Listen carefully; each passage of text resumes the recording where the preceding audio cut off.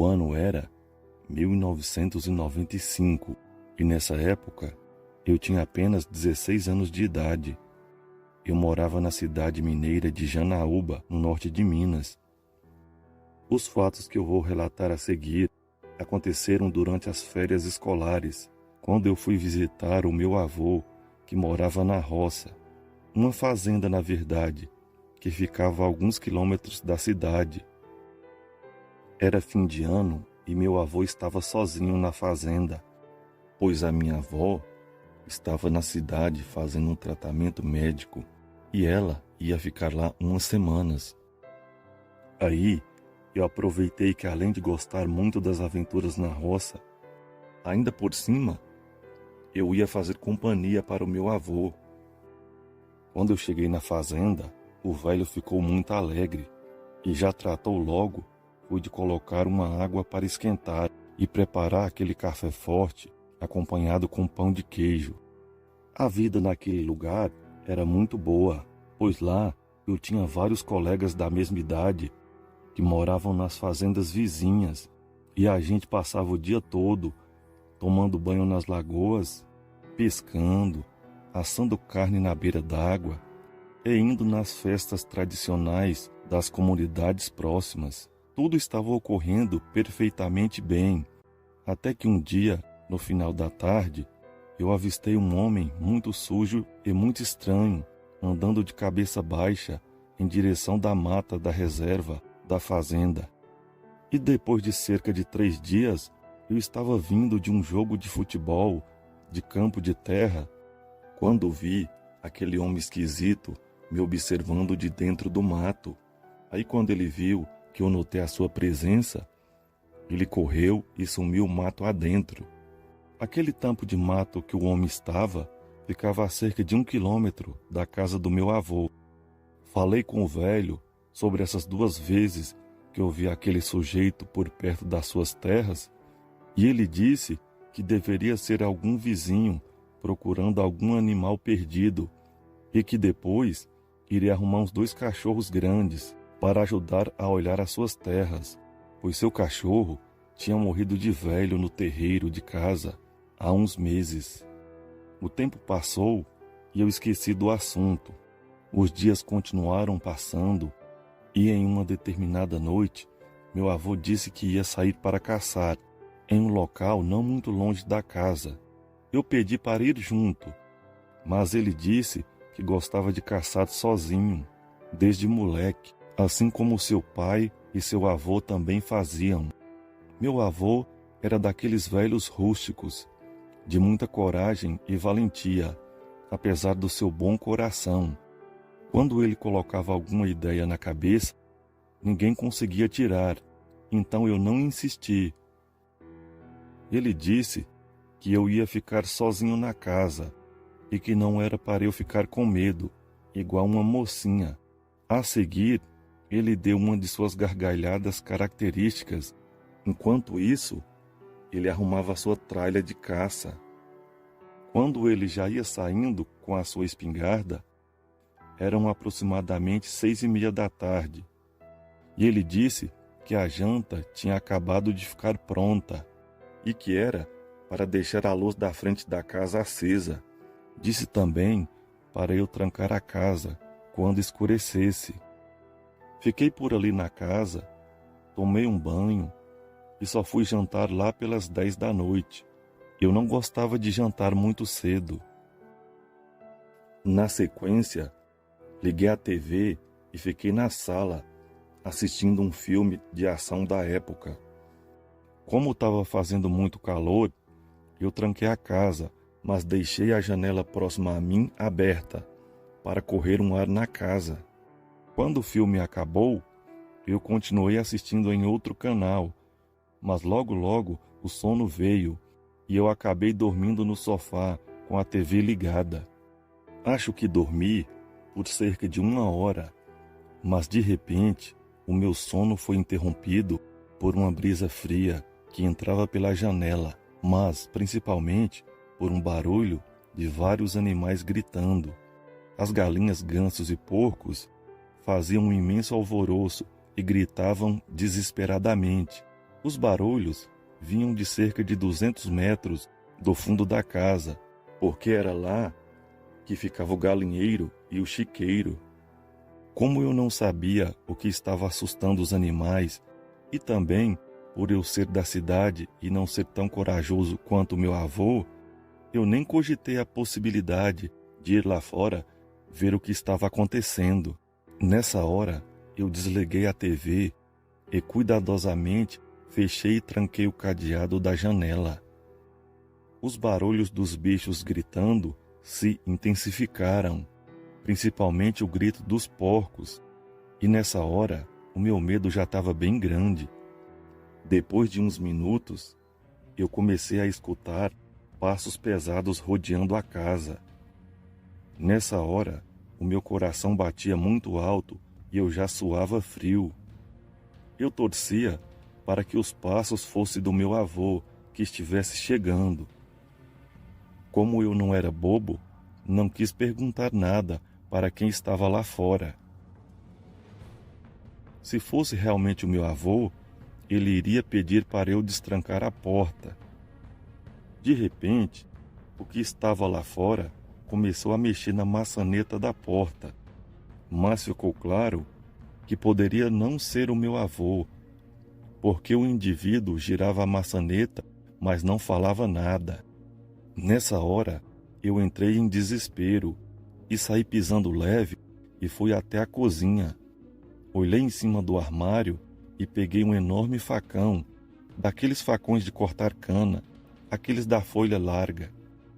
A seguir, mesmo eu estando tremendo as pernas de tanto medo, eu voltei para a sala para tentar ver quem é que estava tentando invadir a casa. Quando eu cheguei na sala, eu comecei a sentir um repugnante cheiro de lama de porco, misturado com um cheiro de cachorro molhado, que eu não tinha sentido antes. Aí, eu fiquei sem saber de onde vinha aquele cheiro tão forte que chegava a causar ânsia. Nessa hora, a maçaneta já não se mexia e tudo estava em silêncio. E foi aí que eu decidi tentar ver se o que estava lá fora já tinha ido embora. Eu olhei por um pequeno buraco na parte de baixo da janela e o que eu vi me paralisou de terror.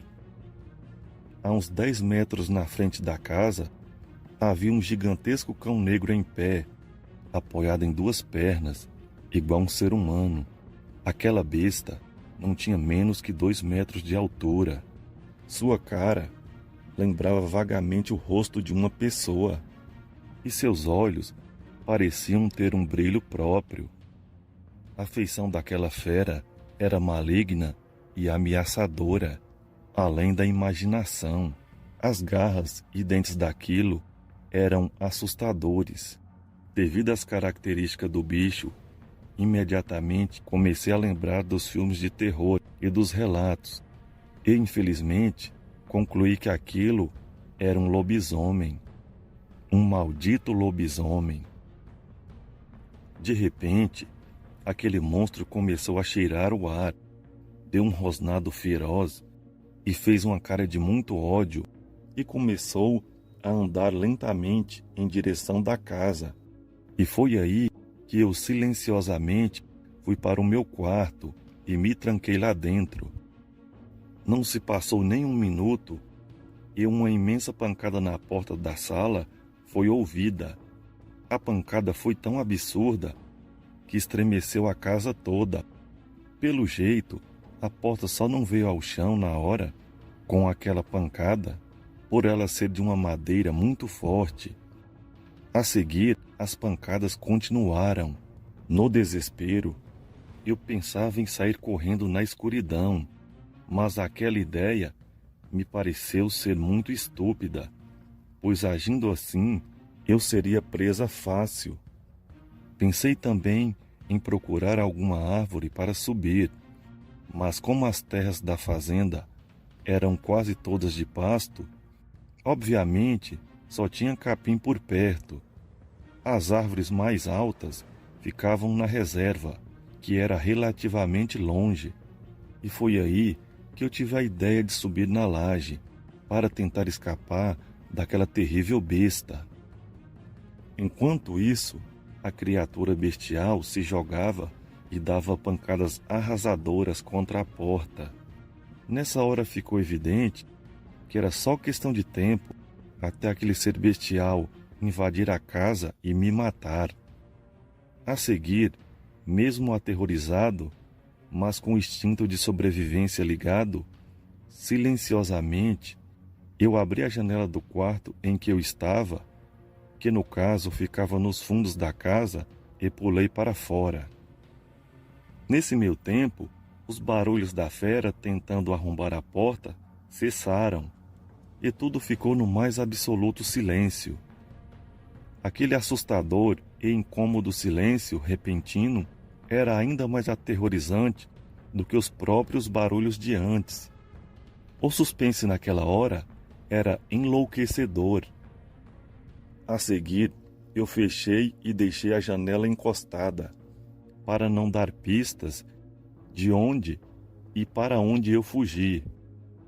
Na mesma hora, subi para a laje, através de uma escada de madeira que ficava escorada na parede. E foi nessa hora que um grande barulho revelou que a porta da sala foi ao chão. Agora pensem no susto que tomei.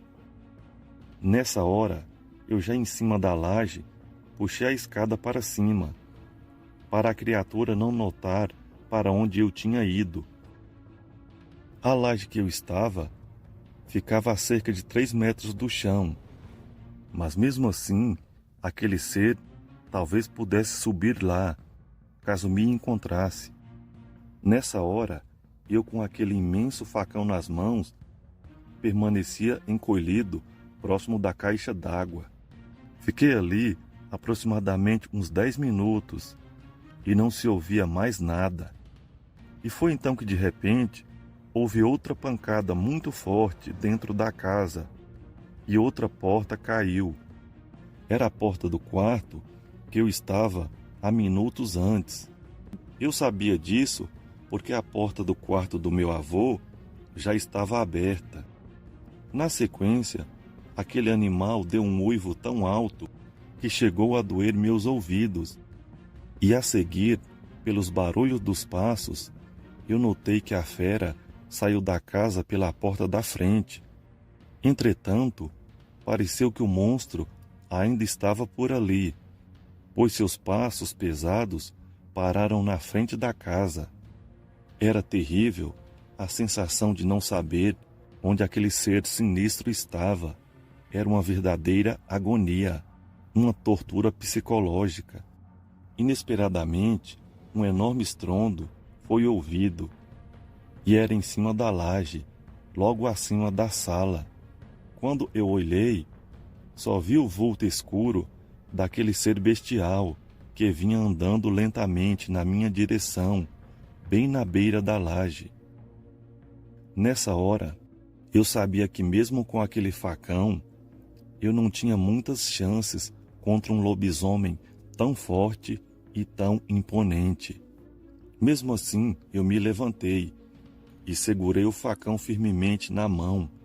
Naquele momento, eu pensei que tinha chegado a minha hora, mas eu ia morrer lutando. E foi nessa hora que 2 estampidos de tiro cortou o silêncio da noite. Os tiros acertaram a criatura em cheio, e como ela estava na borda da laje, aquilo caiu pesadamente lá embaixo, no chão. A seguir, aquilo saiu sangrando, uivando e gritando de dor. E foi nesse momento que ouvi a voz desesperada do meu avô chamando por mim. Na hora, eu respirei aliviado e respondi que eu estava bem. E logo em seguida, desci da casa e abracei o meu avô. Na sequência, entramos na casa e observamos que apenas as 2 portas estavam destruídas. No mais, a fera não destruiu mais nada. Meu avô não parava de se culpar por me deixar sozinho à noite na casa, Mas eu disse a ele que não era a sua culpa, pois até então aquele lugar era demasiadamente tranquilo. O velho disse que ouviu o grito dos porcos e pensou que uma onça parda estivesse atacando os animais. E aí ele veio rápido para casa. Ele disse que já estava perto de casa quando ouviu o uivo, e aí concluiu que o bicho que assustou os animais há pouco era muito pior do que uma simples onça. E na hora ele temeu pela minha vida. Quando eu me acalmei um pouco, perguntei para o meu avô como que o bicho tinha conseguido mexer na maçaneta com aquelas mãos deformadas e com garras gigantes. E meu avô disse que provavelmente nessa hora o bicho ainda não estava totalmente transformado. Passamos o resto da noite sem dormir e meu avô não desgrudava da sua inseparável espingarda. No dia seguinte, meu avô foi até a cidade e comprou portas e janelas ainda mais fortes e mandou colocar grades em tudo. Eu ainda passei mais uns dias ali com meu avô até a minha avó retornar da cidade, pois a casa estava bem protegida e o velho estava muito bem armado.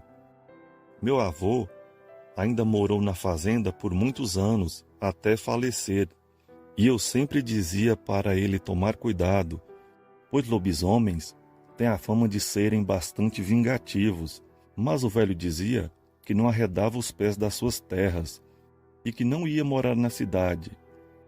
E ele também falava que se a fera voltasse, o que era dela estava guardado.